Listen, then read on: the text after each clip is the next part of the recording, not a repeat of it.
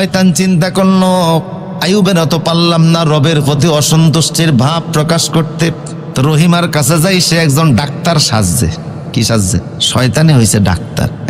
ডাক্তারের ব্যাগ নিয়ে রহিমার কাছে গিয়ে বলে, রহিমা আমি একজন ডাক্তার, আমি জানি তোমার স্বামী অসুস্থ, চিকিৎসা করাতে পারো না, চিকিৎসা করানোর জন্য টাকা পয়সাও নাই, আমিও এমন ডাক্তার, আমি চিকিৎসা করে দিব, বিনিময়ে কোনো টাকা পয়সাও আমাকে দেওয়া লাগবে না, তোমারও টাকা নাই আমিও টাকা চাই না, কিন্তু আমি চিকিৎসা করলে তোমার স্বামী সুস্থ হতে পারে, সুস্থ যদি হয়েই যায় তোমার স্বামী সুস্থ হতে পারে, তোমার স্বামী চিকিৎসা করব, চিকিৎসা করলে অন্তত টাকা ফি পয়সা কিছু দেওয়া লাগবে না, অন্তত কৃতজ্ঞতা হিসাবে এই কথাটা তো বলতে পারো আমি একজন ভালো ডাক্তার, আমার চিকিৎসায় তোমার স্বামী সুস্থ হয়েছে।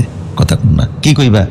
আমি একজন ভালো ডাক্তার, আমার সুচিকিৎসায় তোমার স্বামী সুস্থ হয়েছে, এই কথাটা তো অন্তত কৃতজ্ঞতার জায়গা থেকে বলতে পারো। বিবি রহিমা ভাবলেন এটা আবার তেমন কি কথা, একটা লোকের চিকিৎসায় যদি আমার স্বামী সুস্থ হয় তা সেই কথাটা বলতে দোষ কি?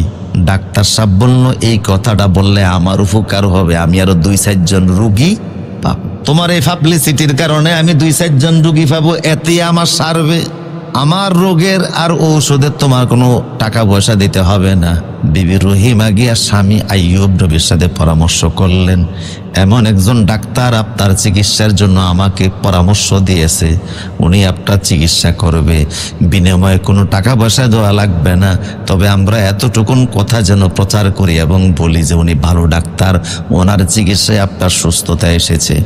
নবী তো নবী শুনে বললেন মানুষের চিকিৎসায় কোনোদিন কোনো রোগী সুস্থ হতে পারে না, কোনো ডাক্তার কোনো রোগীর সুস্থ করতে পারে না আল্লাহর হুকুম ছাড়া।